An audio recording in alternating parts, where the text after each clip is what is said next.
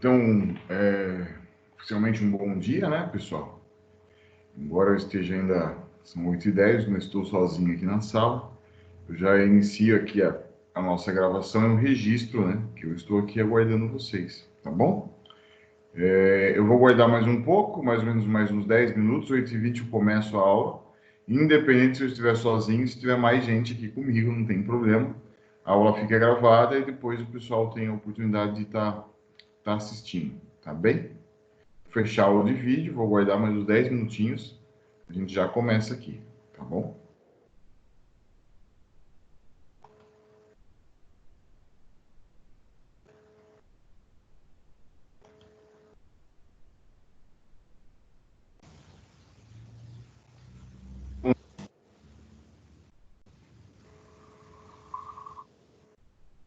Bom dia, professor. Tudo bem? Bem, senhor? Bem também. O Gabi, só tô eu e você na sala, vamos esperar mais um pouquinho, tá? Eu já Tá começo, bom, tá bom? tá bom.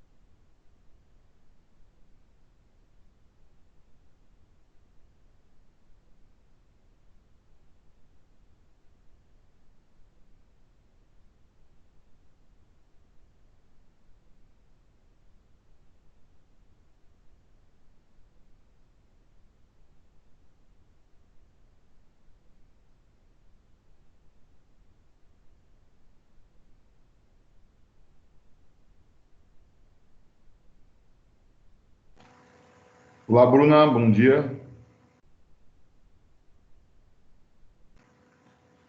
Bom dia, Tudo bem? tudo bem, e você? Bem também. Bruna, esperar dar 8h20 aqui a gente começa, tá bom? Mais 5 minutinhos. Tá Obrigado. bom, imagina. Bom dia, Gabi. Bom dia, Bru.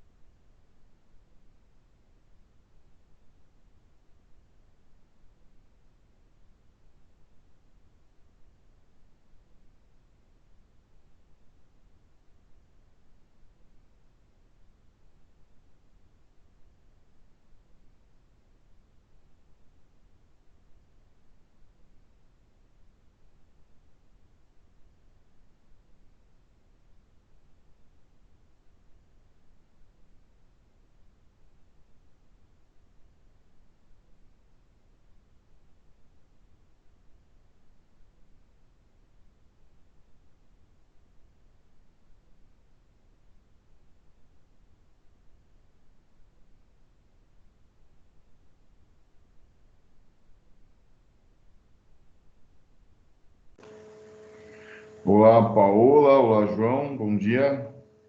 Mais 1 minutinho a gente já começa, tá bom? E aí, professor, bom dia. Bom dia.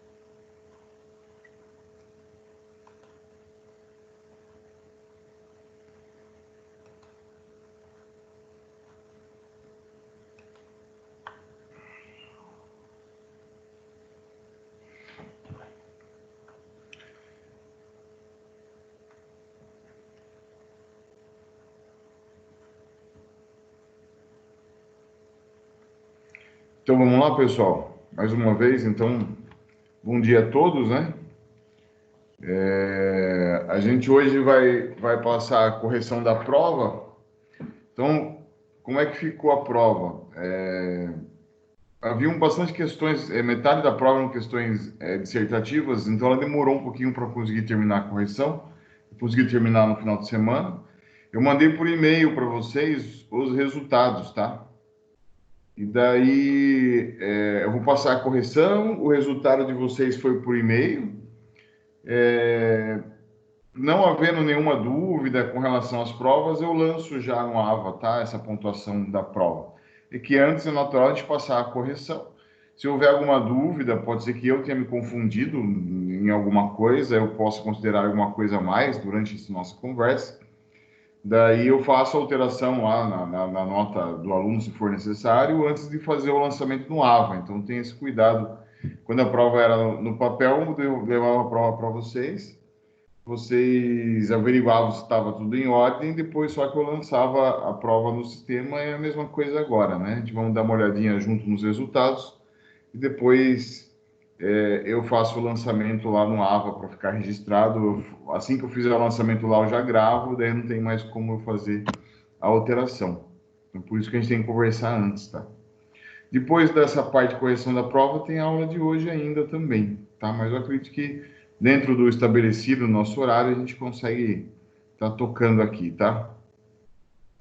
Então, a gente vai entrar nas questões, né?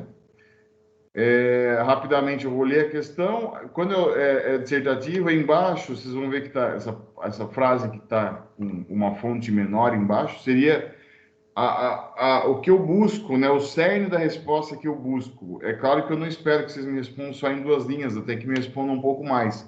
Mas eu coloquei aqui, isso eu fiz antes até de divulgar a prova para vocês, eu já tinha o gabarito pronto. O que eu espero encontrar, quais são as palavras-chave que eu espero encontrar.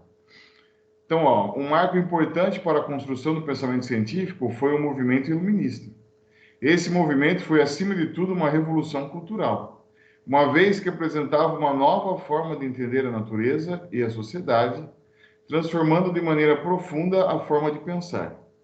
Se antes a orientação era dada pela Igreja e a explicação dos fenômenos que aconteciam no mundo físico eram pautados em explicações sobrenaturais, a partir do movimento iluminista, a expressão passa a ser feita pela razão. Além desses 2 tipos de explicação que representam formas de conhecer, pois ao buscar e interpretar vai se construindo conhecimento, temos também o senso comum. Sobre o senso comum, quais são as características e limitações? Então, as perguntas dissertativas, que é o caso dessa, eu segui a orientação no que é da Anhanguera, que a gente monte questões com um enunciado um pouco maior, né, e com um enredo um pouco maior, mais abrangente, e depois a gente pergunte algo específico, que é como funciona o ENAD, né? Então, a ideia é essa, a gente colocou algum enunciado um pouco maior, depois eu pergunto algo específico que tem a ver com esse enunciado, com essa contextualização do enunciado. E o que eu esperava de vocês, né? Que o senso comum limita-se às observações cotidianas do indivíduo, o que caracteriza percepções apenas no seu espaço de convívio e contemporaneidade, ou seja, está ligado ao que ele enxerga no dia a dia dele, no tempo dele, que ele existiu, né, que ele consegue ver, né? É claro que o senso comum de 100 anos atrás era muito mais limitado que o senso comum de hoje, né? Então, assim, eu tive muitas respostas certas, a grande maioria acertou. Eu tive alguns alunos que se confundiram, que falaram mais do movimento iluminista do que do próprio senso comum. Não tive como considerar quem foi para esse lado, porque a pergunta foi objetiva com relação ao senso comum. Então, no texto, a explicação do senso comum aparecia mais de uma vez. Além disso, vocês tinham a opção, né, de também fazer pesquisas complementares para responder essa questão. A grande maioria acertou essa primeira daqui. Vamos lá, vamos seguir. Se alguém tiver alguma objeção, algum comentário sobre a questão em si, por favor, só dá um alô aqui no áudio, eu paro, né, e a gente ver junto, tá? As questões alternativas, né, vocês perceberam, eu usei como referência as questões do próprio livro, né? Então, é claro que não tinham que vocês decorarem todas, né? Tinha que haver compreensão do assunto para poder responder a questão aqui. Então, também tem toda a sua validade. A questão alternativa, ela vai trabalhar de outra forma. Mas a maioria de vocês fez a lição de casa. A maioria de vocês foi lá atrás da resposta, deu uma pesquisadinha. A maioria acertou também essas questões alternativas. Essa daqui era de completar, né? Então, com relação à definição do conhecimento, complete as lacunas da sentença a seguir. O conhecimento a resposta já está aparecendo para vocês, né? É uma relação estabelecida entre sujeito, que pretende conhecer, e o sentido, e o objeto, que será conhecido, né? É uma relação estabelecida entre o sujeito e o objeto. O conhecimento depende dos nossos sentidos, que apontam a maneira de ser das coisas, a maneira de ser das coisas. Então, é isso que a gente estava esperando, né? Analise as alternativas a seguir e assinale aquela que corresponder à sequência correta. Pode ver que ele não foi organizado o A, B, C, D e E, porque essas questões, no momento que a gente estava respondendo as questões, elas se embaralhavam de uma forma diferente. Então, você pode ter posto essa resposta na primeira resposta, ela está correta, porque ela fica se embaralhando. Mas o que importa é a resposta correta. Então, nesse caso, é uma relação, né? O conhecimento é uma relação entre o sujeito e o objeto, né?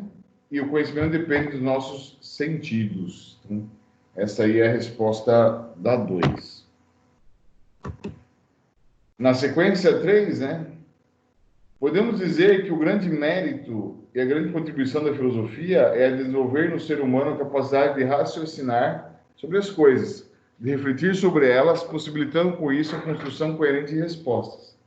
A razão é considerada por muitos teóricos como uma das faculdades mais elevadas do ser humano, cuja função é de ordenar o conhecimento. Ela deduz e induz, demonstra estabelecendo as relações entre os fatos. Dessa forma, qual a importância do pensamento filosófico para a ciência? Veja, eu também realmente procurava uma coisa bem pequena, palavras-chave que me responderiam isso, e vocês me responderam das mais diversas formas, né? Então, o que eu buscava, né? Qual a contribuição da filosofia para a ciência? É a razão sobre as evidências, né? Então, muita gente respondeu com um texto diferente, mas que no final dizia a mesma coisa, que a contribuição foi a razão, né? O pensamento racional. E a ciência trouxe as evidências, né? Então, contribuição da filosofia, né? É a razão sobre as evidências, né? O porquê que aquilo que é evidente, que é real, né? Por que ele ocorre? E daí há um pensamento racional sobre isso. Muitos, se não a maioria, acertaram essa questão aqui também. A palavra ciência, pergunta 3, a palavra ciência pode ser assumida em duas acepções. Uma que designa ter conhecimento sobre algo e outra que busca as causas determinantes dos fenômenos. Identifica as alternativas a seguir, aquela que apresenta as características da ciência. Então, veja, o conhecimento superficial e sem compromisso é alcançar as verdades. Vocês eliminariam na hora. Busca investigar as causas e as razões mais remotas ou as finalidades mais supremas. Isso aqui confunde um pouco, mas mesmo assim a gente não busca uma verdade absoluta, isso foi falado várias vezes, o que descaracteriza essa resposta.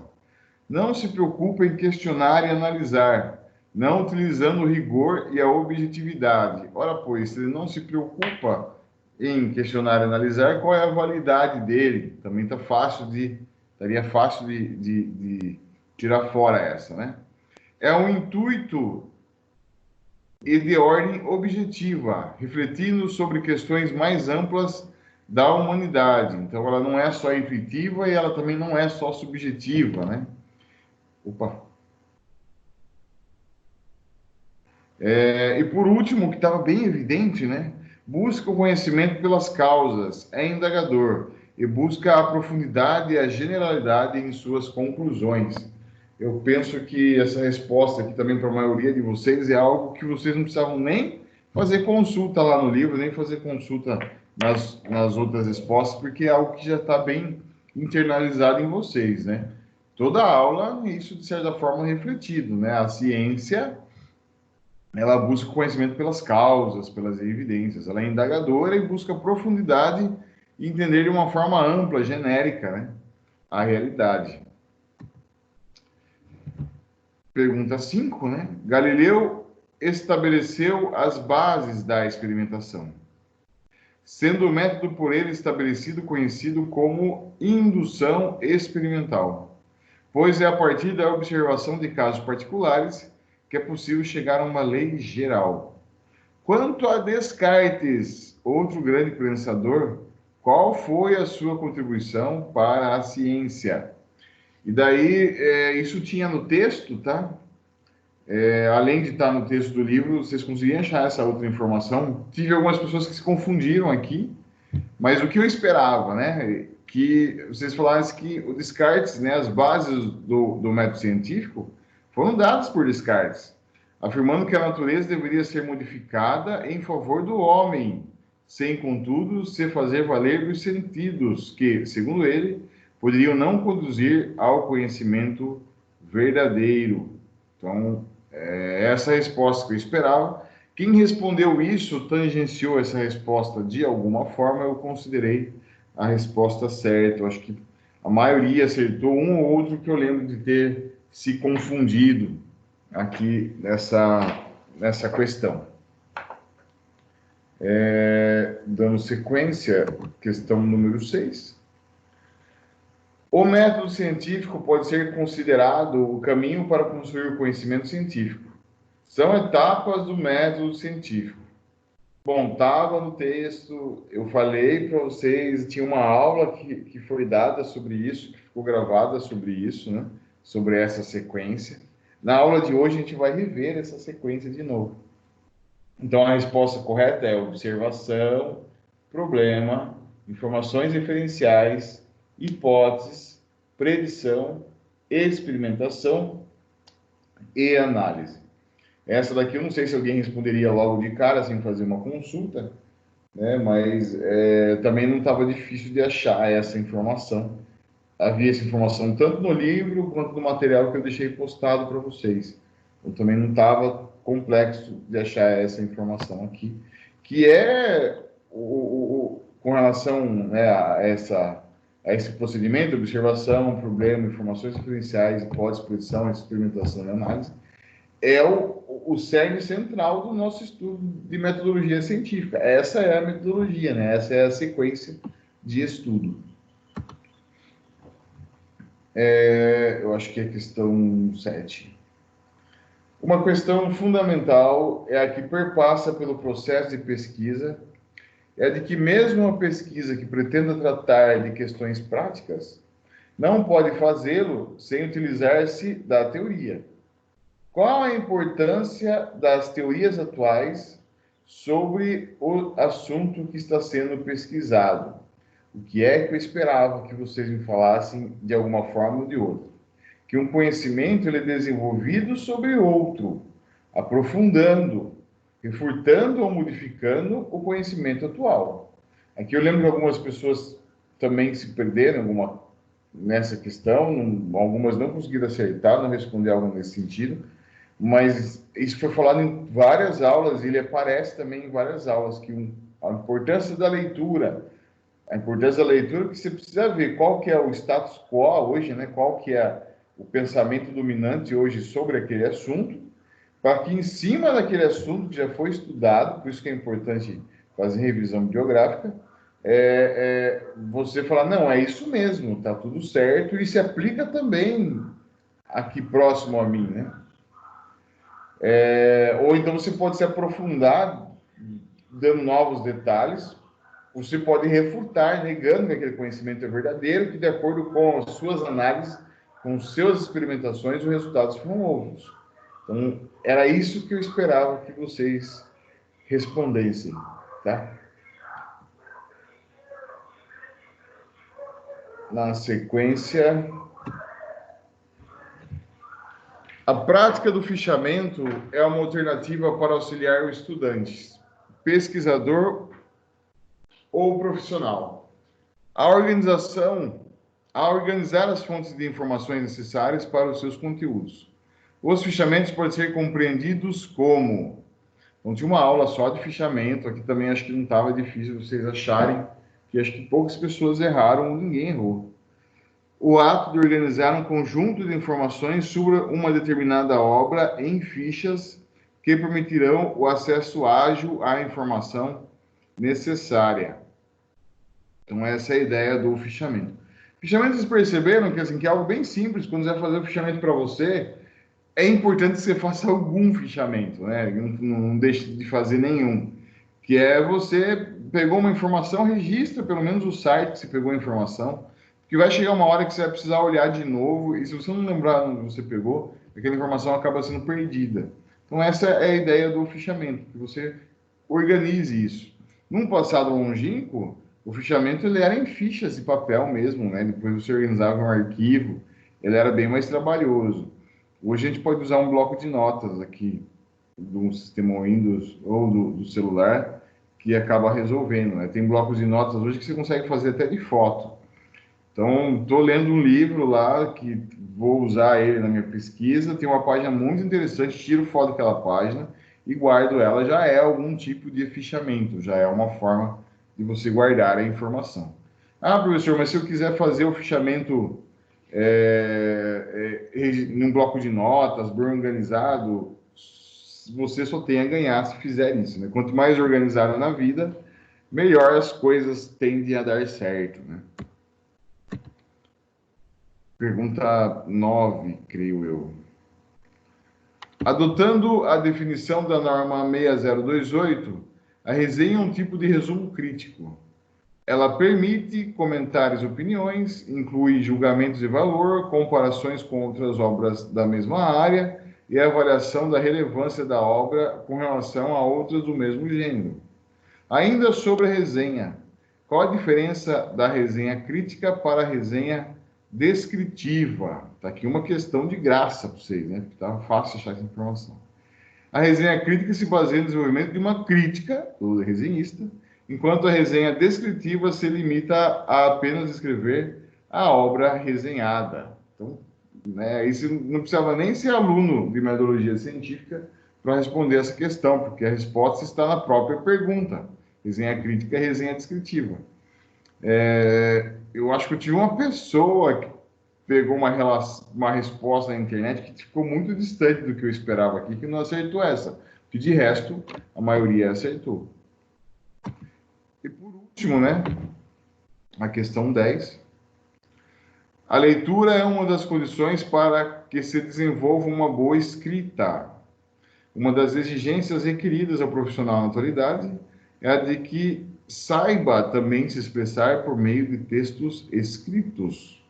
Orienta-se que o autor seja simples sem ser simplista, o que significa, aqui também, né, tinha umas respostas que são chamados distratores, né, que tiriam um pouquinho a sua atenção, mas também estava fácil de matar, né, que seria essa resposta aí, utilizar uma linguagem objetiva e concisa, sem palavras ou expressões irrelevantes, sem deixar de apresentar detalhes importantes.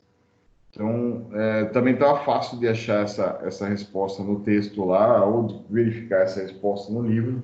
Eu acredito que a maioria acertou isso, né? E o que se busca hoje é que você, ao escrever, use uma linguagem objetiva, concisa, não pobre, né? E que você entre em detalhes, mas não precisa ser linguagens muito elaboradas, muito difíceis, né? Não há essa exigência no nosso mundo. Deixa eu sair um pouquinho.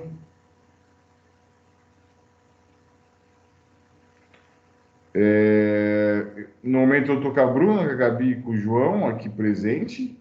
Alguém quer comentar algo sobre a prova? Alguém quer fazer alguma observação sobre os acertos? Bom, beleza, meus caros. Eu vou seguir na aula de hoje e como não houve nenhuma objeção dos presentes, aqui nesse caso vale só os presentes, assim que eu tiver um tempinho eu já passo lá as notas, né, a pontuação da prova pro AVA, e já fica registrado em definitivo, tá bom? Voltando então para a aula de hoje, a gente passou aqui a correção. Chegamos então na aula 3.2, projeto de pesquisa, conceituação e constituição.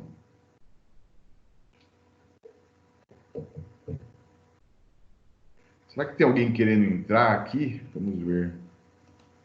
Não tem ninguém, não. A Paola estava presente, mas acabou saindo em algum momento.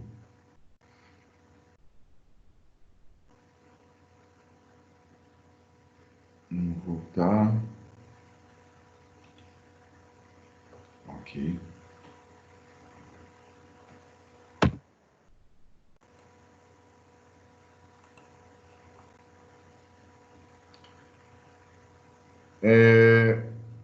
Seção 3.2, tá?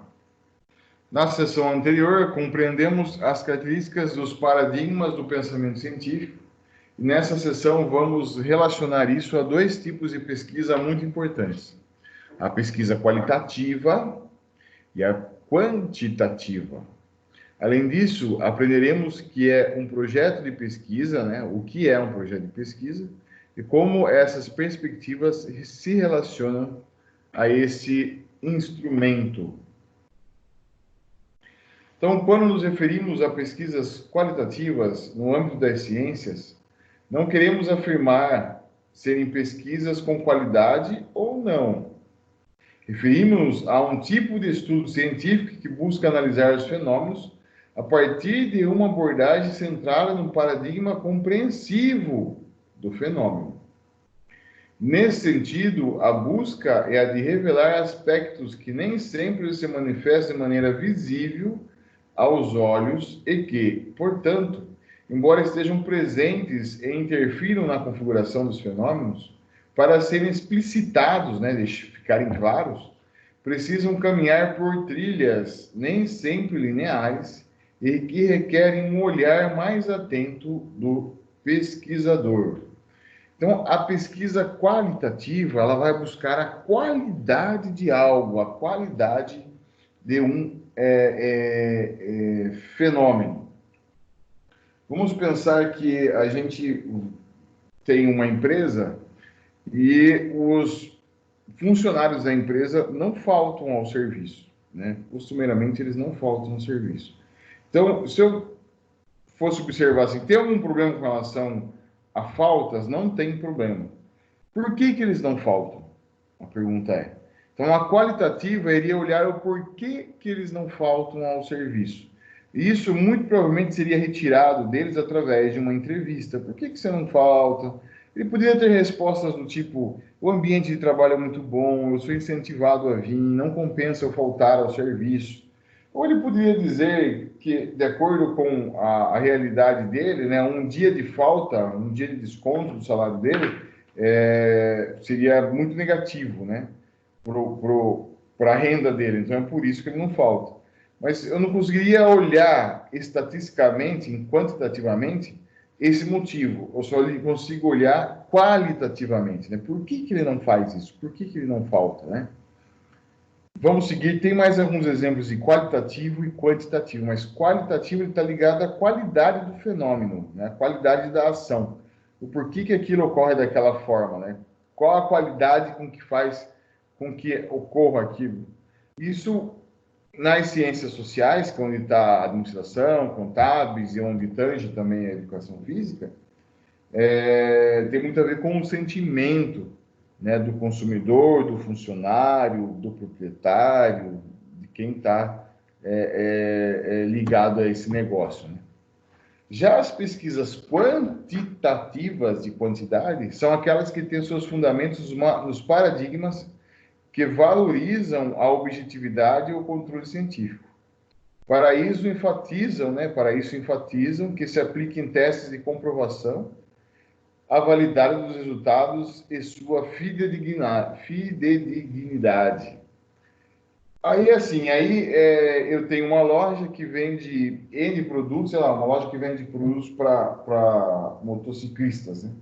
E daí eu faço uma análise quantitativa que assim, que certo capacete, ele vende 80% de todas as minhas vendas de capacete, e os outros 20% ficam em cima somente das outras marcas, né? Então, aí eu vou olhar quantitativamente o porquê, né? Que os capacetes, quais capacetes mais vendem, né? Quantitativamente, né? Eu vou lá, faço esse levantamento e percebo que uma marca de capacete, ela é responsável por 80% das minhas vendas e os outros 20% são divididos entre todas as outras marcas. A pesquisa quantitativa está aí, em eu olhar assim, qual marca vende mais? Isso é um número, é objetivo, é quantidade, e me dá uma informação relevante. Então, nesse caso, é uma pesquisa quantitativa que revelaria que aquela marca representa 80% das vendas de capacete, enquanto que todas as outras marcas juntas representam só 20%. Mas se eu quiser saber o porquê desse resultado, daí eu teria que entrevistar, né, tentar entender os consumidores, e muito provavelmente para saber o porquê eu precisaria da pesquisa qualitativa, né? A quantitativa foi para saber qual que mais vende. Essas duas palavrinhas são que nem contabilidade, débito e crédito. São duas palavrinhas que têm significados opostos, bem dizer, e que tem uma pronúncia muito parecida, né? Qualitativo, quantitativo, débito e crédito, então são palavras que acabam tendo sonoridade parecidas. Segundo Minayo, a pesquisa qualitativa se preocupa com um nível de realidade que não pode ser quantificado.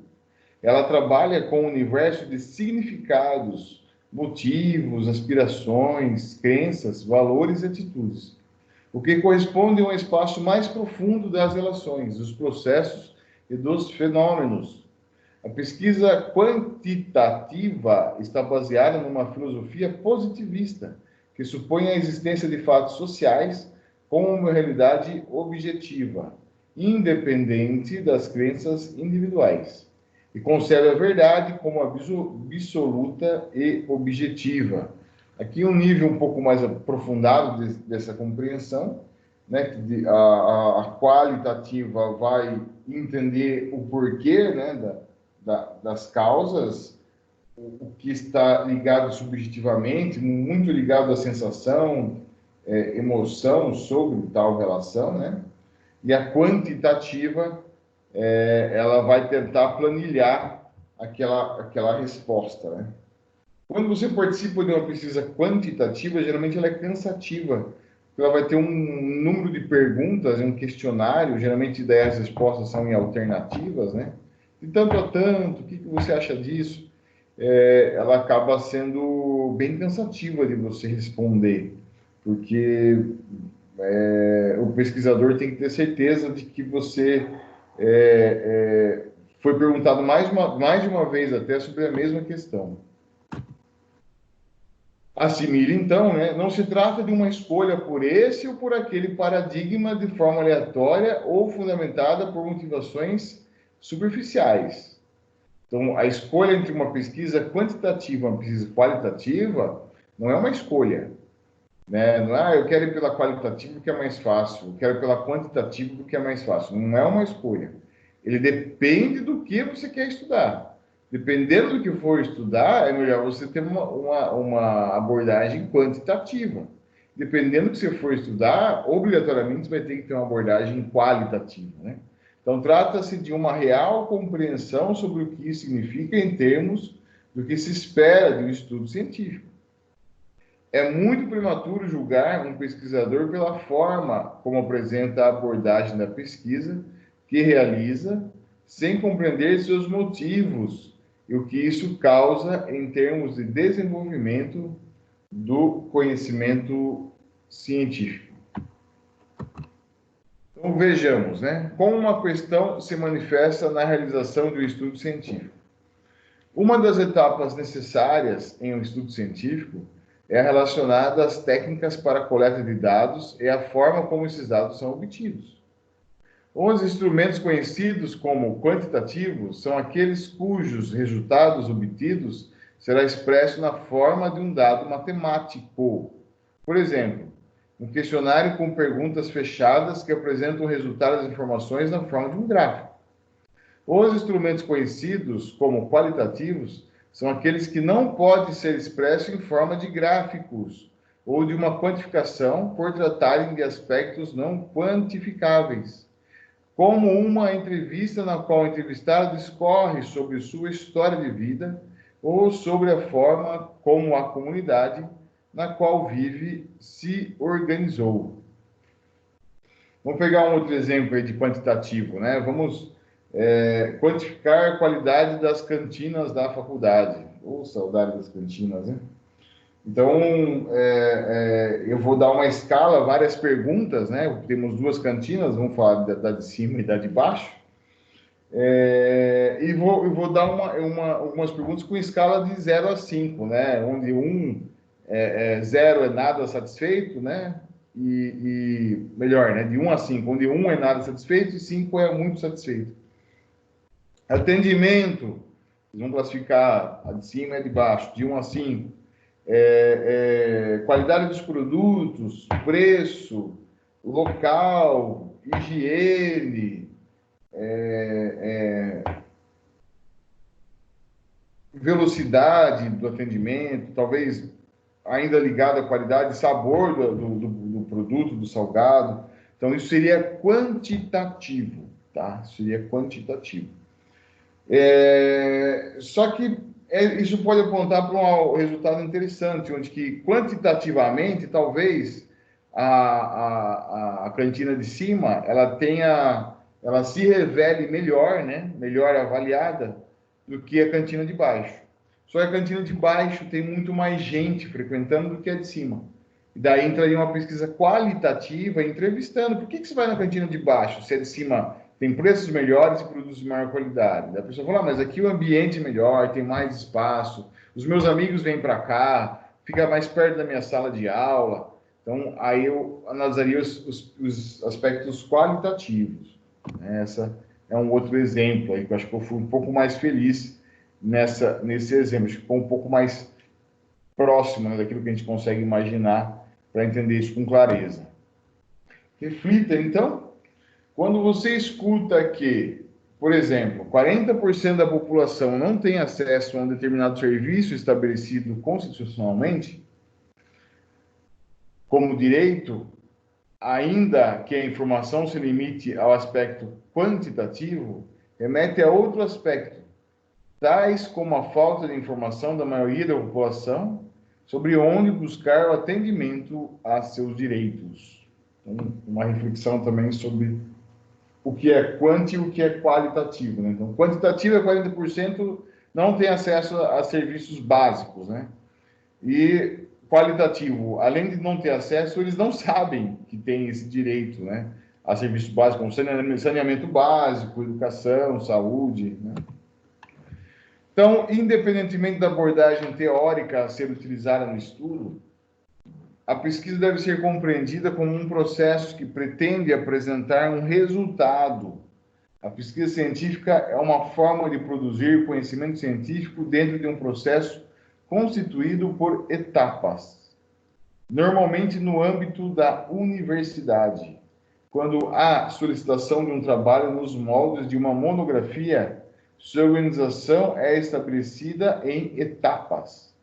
Para melhor compreendê-las, analise o quadro sinótico descrito por Lucchesi.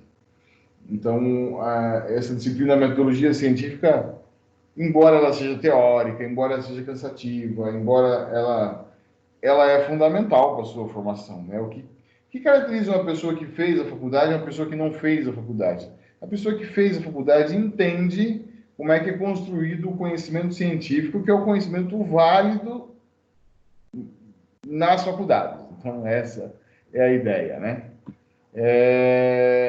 E, ao final, vocês vão fazer uma pesquisa, né? Vocês vão fazer um trabalho de conclusão de curso. Por isso que é dado essa matéria no meio do curso, né? Para que vocês já comecem a se familiarizar com essa forma, né? De você proceder. Então, quais são os momentos da pesquisa? O primeiro momento é o momento decisório, ou identificação da temática, né? A função dela é você planejar a pesquisa. Então, a atividade de selecionar o tema, a identificação de um problema ou criação de uma questão referente ao tema definido, sugestão de possíveis respostas à questão ou problema, elaboração do plano provisório. 2, o segundo momento, operacional, executar a pesquisa, coletar informações, estruturar a redação. Aí se faz o quê? Seleção da bibliografia, leitura de documentos, construção orgânica e inteligente das ideias segundo planos provisórios, aperfeiçoando-o, se for o caso. E o 3, né, que é o redacional e comunicativo, apresentar os resultados da pesquisa. Redação preliminar, redação definitiva dos resultados e conclusões, tá? Ele divide aí em 3 etapas. Eu acho interessante essa divisão que esse autor propôs, no seguinte sentido: há um momento que você vai pensar o que você vai fazer, que você vai planejar. E se você não tiver, presta atenção, pessoal, se você não tiver a pergunta, problema bem elaborada, a sua pesquisa nunca vai andar. Então você tem que saber o que você quer. Então, uma pergunta bem feita, às vezes ela já vale mais do que a sua pesquisa inteira, porque ela já vai te ajudar a fazer todo o resto. Então, aqui, nesse primeiro momento, seleção do tema, identificação de um problema, criação de uma questão referente ao tema definido, é o fundamental. Você tem uma pergunta que você quer responder sobre aquele assunto em específico, né? 2, operacional, executar a pesquisa, coletar informações, estruturar a redação. Aqui é onde a pesquisa acontece. Já fez, então, a pergunta-problema, já fez o projeto de pesquisa, e aqui onde a pesquisa acontece. Vai a campo, acha documentação, acha os livros, faz a leitura. Além disso, além de ir a campo, também faz os questionários, né? Faz entrevistas com os respondentes, entrevista qualitativa, um questionário quantitativo. É aqui que a pesquisa acontece, tá? E, por último, vem você escrever o que você descobriu. E o você escrever o que você descobriu é quando você escreve depois que você já descobriu. Então, um erro muito comum, que às vezes eu percebo que o aluno ele se preocupa muito em querer começar a escrever sem ter pesquisado. Você não consegue escrever sobre algo que você não pesquisou, que você não sabe, que você não viu ainda. Então, é muito importante, em um primeiro momento, a gente fazer um projeto de pesquisa bem feito. No segundo momento, a gente fazer a pesquisa em si, sem se preocupar em redigir o texto da pesquisa. E depois que aquilo já estiver bem internalizado, né, aquele conhecimento já estiver bem compreendido para você, você vai lá e escreve, o que fica muito mais fácil. Então, às vezes, a pessoa perde 4 semanas tentando escrever um parágrafo. E por que ela não consegue escrever esse bendito parágrafo? Porque ainda não internalizou aquele conhecimento nela, ainda ela não estudou o suficiente. Por isso que ela só fica em um parágrafo, não consegue sair dele.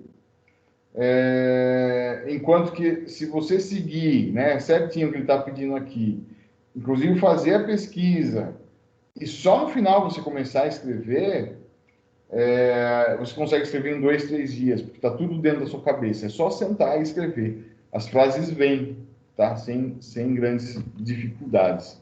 Então, é interessante aqui o que foi apresentado no quadro 3.1.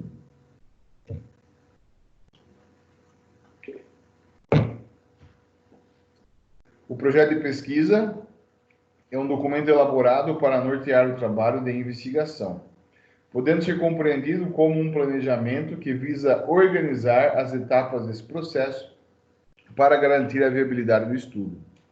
É muito comum ouvir que um processo bem elaborado é 70% da pesquisa. Portanto, o projeto é um documento que precisa seguir um determinado roteiro e regras de organização. Existe uma norma específica para nortear a apresentação do projeto, que é a NBR 15287 de 2005. Porém, antes é preciso planejá-lo, tá? Um projeto de pesquisa é o planejamento da sua pesquisa. Qual que é a importância? Um projeto bem feito, uma grande chance da pesquisa ser bem feita. Um projeto mal feito, certeza que a pesquisa será mal feita. É essa a importância. Até dentro das instituições de ensino superior, quando você está sendo avaliado por uma pesquisa, né? Vamos falar do nosso TCC aqui na graduação mesmo, existem dois momentos, o momento do projeto e o momento da apresentação dos resultados finais. Então, até, se eu não estou enganado, na grade de vocês têm TCC 1 e TCC 2, são 2 notas em 2 semestres diferentes. Em TCC 1, a nota é sobre o projeto. Em TCC 2, a nota é sobre a pesquisa completa. Vamos falar do mestrado, né? Eu fiz um mestrado, já está indo para 3 anos já que eu concluí o mestrado. E é assim, no mestrado você é obrigado a fazer uma dissertação aprofundada sobre um determinado assunto. Então, é uma pesquisa realmente com mais profundidade do que se espera de uma pesquisa na graduação. Eu sou avaliado em 2 momentos, eu fui avaliado em 2 momentos. Um momento é a qualificação chamada, né? Qualificação do seu projeto de pesquisa. O seu projeto de pesquisa ele pode seguir adiante, ele está bem elaborado. Então, eu passei pela chamada quali, que é o momento que você mais apanha, é o momento em que os professores na banca, os professores mais fazem críticas ao seu projeto. Por quê? Porque se você não executou a pesquisa, dá tempo de você corrigir o projeto, né? Você não teve o gasto ainda de execução da pesquisa, dá tempo, então, de você fazer a correção do projeto e corrigindo o projeto de acordo com o olhar da banca, dos outros especialistas, você teria uma pesquisa ainda mais relevante. Então, essa é a importância do projeto. Depois de passado pela qualificação e feitos os ajustes no projeto, você vai lá executar a pesquisa em si, né? E depois apresentar de novo para a banca os resultados daquela pesquisa. Tem alguém que parece que me chamando aqui, Giovana. Tá. Bom dia, Giovana. Chegou agora, não tem problema. Eu vou continuar tocando aqui na onde a gente está na aula. Tá? Vamos voltar aqui para o nosso slide. Estamos quase terminando a aula já. A aula andou rápido hoje. Então, projeto de pesquisa. Na sequência, tá? Giovana que chegou agora no começo dessa apresentação, que está lá, essa apresentação, esse slide está lá para vocês na pré-aula do encontro 3.3, onde está o slide dessa aula. Então, no começo desse slide está a correção da prova, com o gabarito da prova. Tá? O passo inicial do projeto é a seleção do tema de pesquisa. Essa escolha está vinculada a muitas condições. A começar, a principal delas, é interesse pessoal, é o seu interesse. Necessidade profissional, exigência acadêmica, dentre outros. Então, essa escolha do tema, antes de mais nada, ela tem que ser do seu interesse. Mas dependendo como for, uma necessidade da tua empresa. Dependendo como for, uma exigência do seu orientador ou uma exigência da sua instituição. No caso da Anhanguera, ela dá os macro temas, né? Acho que é marketing, recursos humanos, eu não lembro exatamente quais são os outros 2. Então, são 4 macro temas que a Anhanguera dá, para que você possa desenvolver aí o seu estudo, né? Então, dentro desses 4 macro temas, qual aquele que seu interesse pessoal é maior? O que há em comum entre condições é que haja, principalmente, disponibilidade de material bibliográfico para agregar maior conhecimento sobre o assunto e compreender os avanços obtidos em relação a ele. além de identificar alguma lacuna que mereça maior aprofundamento por meio do estudo científico. Então, é importante que haja, né, que aquilo que você está estudando já tenha, perdão, pessoal, já tenha bastante material que facilita a tua vida, né? Porque você vai olhar a aplicação daquela base teórica em algo específico da sua comunidade, da sua empresa, da sua escola, seja o que for. Então, é essa a ideia. Senhor, mas dá para eu falar algo totalmente novo? Dá, mas mesmo assim você vai fazer relação com coisas que já ocorreram. Vamos quer ver algo totalmente novo? Como será o mundo pós-pandemia do Covid-19? Como que vai ser esse mundo? O senso comum já nos diz que vai ser um mundo diferente. Mas vai ser diferente em quais condições, né? Então, isso é muito novo. Eu não consigo falar isso ainda com relação ao Covid-19. Mas teria como eu estudar a história lá de trás, né? Quais foram os impactos da gripe, que foi conhecida como gripe espanhola, há 100 anos atrás, né? Por volta de 1917, né? Mais ou menos 100 anos atrás. Como quais foram os efeitos, né? Quais foram as modificações na sociedade como um todo que ocorreu depois daquela pandemia de gripe também há 100 anos atrás. Então, com base naquela observação do passado, eu posso intuir algumas alterações agora no presente. Mas eu não tenho uma literatura ainda pronta que já analise todos os impactos, né, dessa pandemia no futuro e que eu possa olhar e falar, tá bom, ele está dizendo que o mundo vai crescer economicamente de uma forma diferente. Como é que fica o ensino nessa história toda? Daí eu consigo pegar em cima desses estudos que já foram feitos sobre os impactos da pandemia Covid-19, eu consigo olhar daí com um olhar para a educação, por exemplo, né? Então teria como eu fazer algo nesse sentido. Mas como é algo recente, eu não tenho ainda estudos de qual vai ser o novo normal, né? Qual vai ser o nosso novo mundo após passar aí toda essa crise aí da pandemia. O passo seguinte compreende a formulação do problema, que é um dos elementos mais importantes do projeto, uma vez que para respondê-lo é que se organizarão os procedimentos, pois a intenção é chegar a uma resposta ao fim da investigação. O problema da pesquisa será, portanto, uma situação delimitada a uma condição que permita a sua investigação. Ora, o tema é importante? Sim, o tema é importante, tem que estar dentro daquilo que você gosta. Escolheu algo que você gosta com relação ao tema? Ah, eu gosto de logística, eu gosto de contabilidade analítica ou contabilidade gerencial. Ah, eu gosto de fisiologia. Ah, eu gosto de marketing. Dentro daquilo que você gosta, a faculdade permite que você estude, a partir desse ponto e das leituras prévias, dentro dos assuntos que você gosta, tem que sair a formulação do problema. Na minha opinião, que orienta alguns trabalhos acadêmicos, eu entendo que aqui é a chave de você fazer um bom trabalho, é você fazer a formulação do problema bem feito. Se não tiver um problema bem perguntadinho, né, se não tiver uma boa pergunta, isso vai interferir no desenvolvimento da sua pesquisa e às vezes você não sai do lugar. Então, aqui é fundamental uma boa pergunta.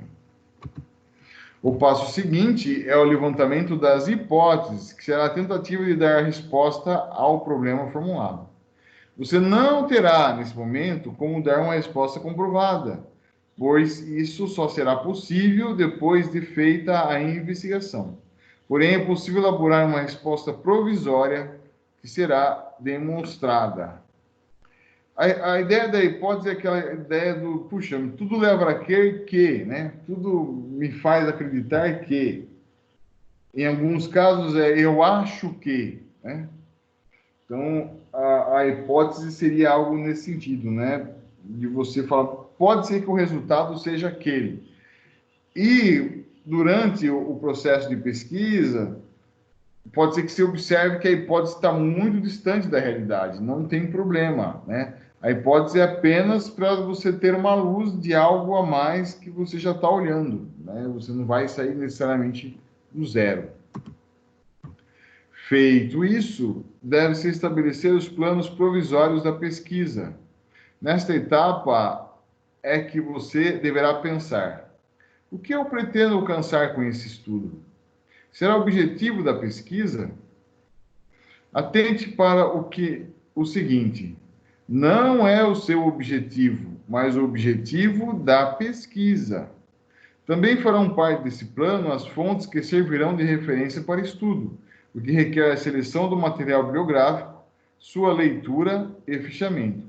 Deverá ser previsto expresso no projeto a forma que você pretende obter as informações para a verificação das hipóteses. Fará uma observação intensiva no local selecionado para a pesquisa ou pretende aplicar questionários? Recorrerá a entrevistas? Haverá necessidade de obtenção de material documental? São aspectos que precisam ficar bem esclarecidos, pois, em geral, existe um tempo pré-determinado para a entrega do estudo. Portanto, o período relacionado à coleta de dados para compor pesquisa também deve ficar bem definido. Aqui o que seria a metodologia, né? Como é que você vai comprovar de uma forma eficaz o que aqueles resultados que você obteve, eles são válidos, né? Então, aqui é a metodologia de como que você vai executar a sua pesquisa. Nos capítulos posteriores, a gente vai se aprofundar um pouco mais nessa questão metodológica. Observe que tudo isso aqui sai, né, a hipótese sai, o objetivo da pesquisa, ou a metodologia sai da pergunta, né? É a pergunta que vai definir se sua pesquisa terá que ser quali ou se ela terá que ser quanti. E, finalmente, deve fazer parte desse plano, como os dados, né, serem organizados e interpretados, e também qual será o orçamento com o qual você irá contar para realizar o estudo. Em geral, nos estudos acadêmicos, esse item é provisório como uma forma de exercício, uma vez que os custos da realização do estudo correm por conta do próprio pesquisador. Entretanto, no caso do estudo que receberá, o que estará querendo financiamento, é preciso que esses recursos sejam bem pensados, pois se relacionam à contratação de pesquisadores, custos com impressão, aquisição de materiais, viagens e outros.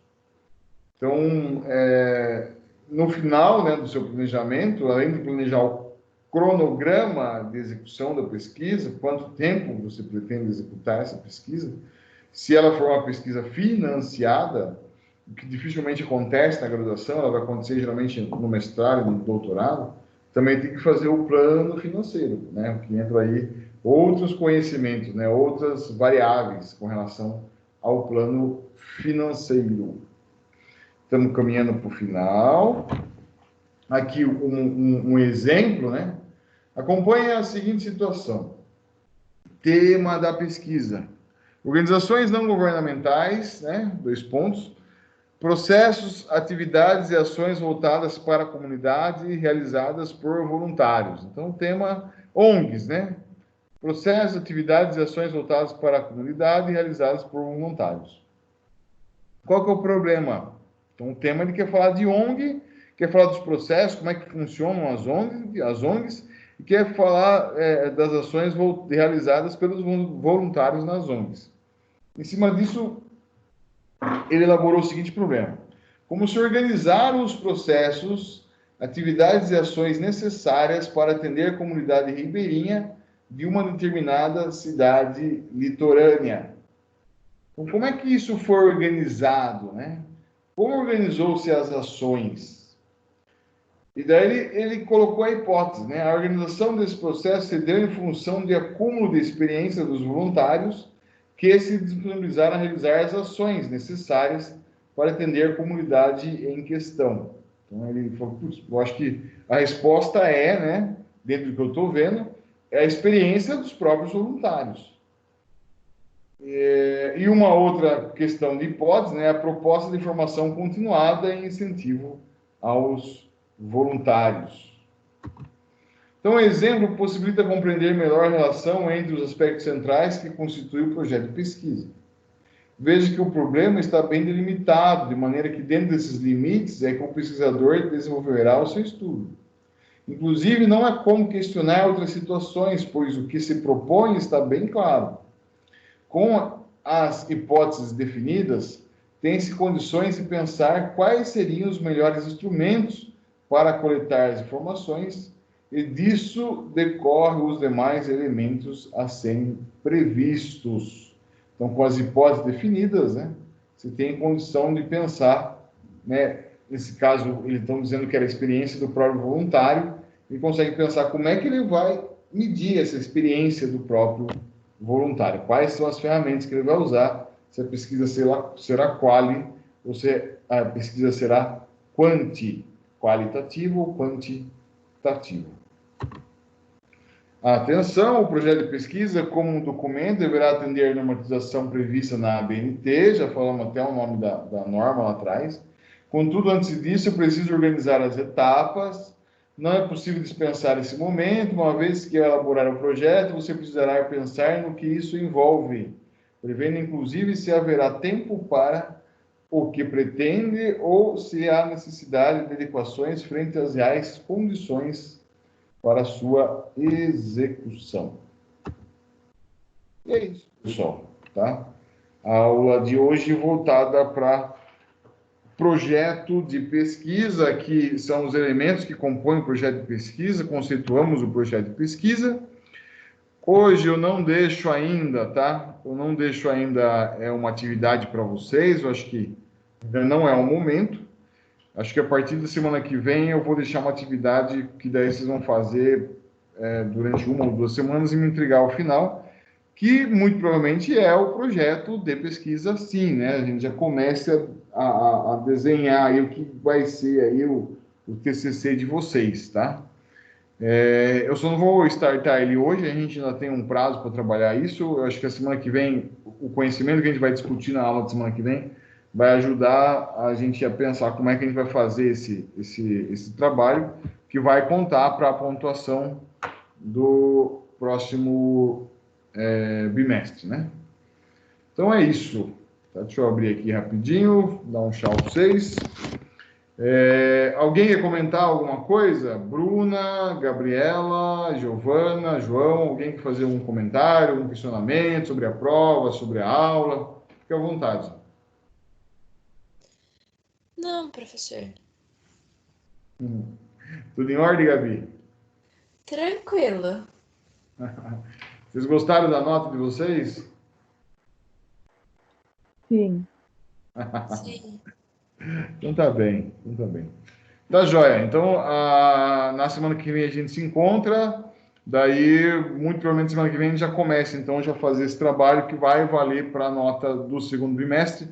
Vale mais pontos, se não me engano, agora, segundo bimestre, o trabalho vale 2.500 pontos, né?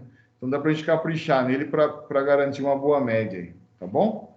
Muito obrigado, pessoal. Uma boa semana para vocês, boas aulas. Qualquer coisa, entre em contato comigo, tá? Estou à disposição. Obrigada, professor. Tchau, boa semana. Tchau, tchau.